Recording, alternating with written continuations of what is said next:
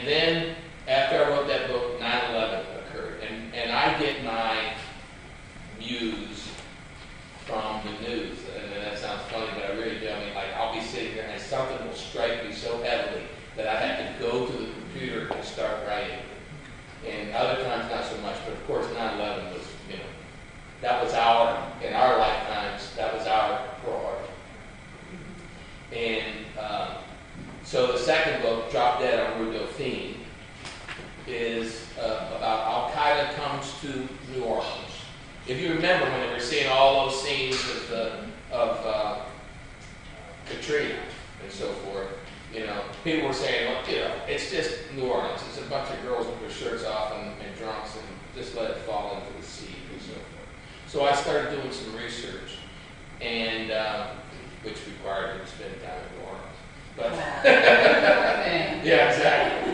And but at any rate, I found out that I'm just making up the numbers here. I'm giving you the ballpark figures, but something like 70% of our wheat and grain go through New Orleans.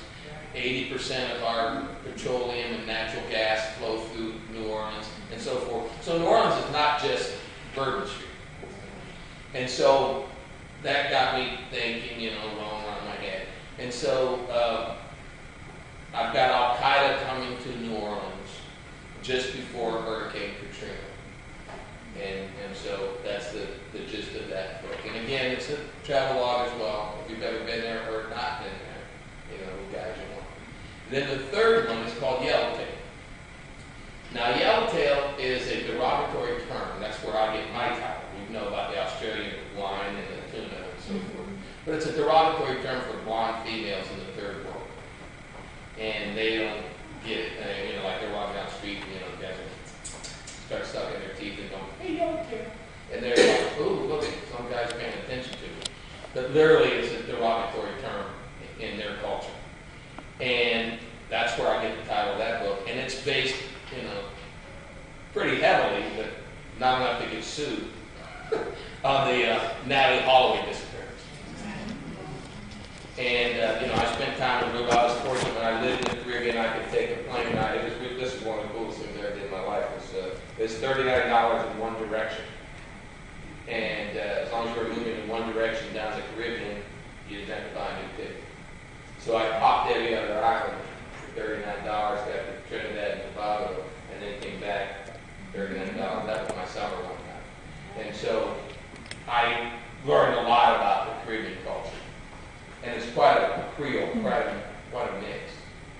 And so in Yellowtail, the gist of it is that it's almost like a cautionary tale. In fact, I had the best thing I can tell you that gives you a little idea about it is that I met these three ladies on Hilton Head, and they had between them like 15 teenage daughters, either actual daughters or ones that traveled with them wherever they went. That was like 15. And it's it's kind of R-rated because of the subject matter. And I explained from the book, and they looked through it, and they bought a copy for each of their teenage daughters because they want them to read it before they ever leave the country unescorted. And they said, of course, she was escorted. Well, asleep in the hotel room is not escorted. Drinking age is 18. You can buy drugs over the counter in pharmacies in the third world that you would require 3 or 4 doctors' signatures before you could get them here in the United States. And so, not to give away the storyline, it's based mostly on that. Okay, there's a little bit of a sidetrack as to Guantanamo Bay because Sam Soria is introduced, and again to tell you about what names mean. Sam Soria is the Latin derivative where we get dinosaur, means a lizard or snake or whatever. So there's a reason he's called Sam Soria, and he works for the CIA.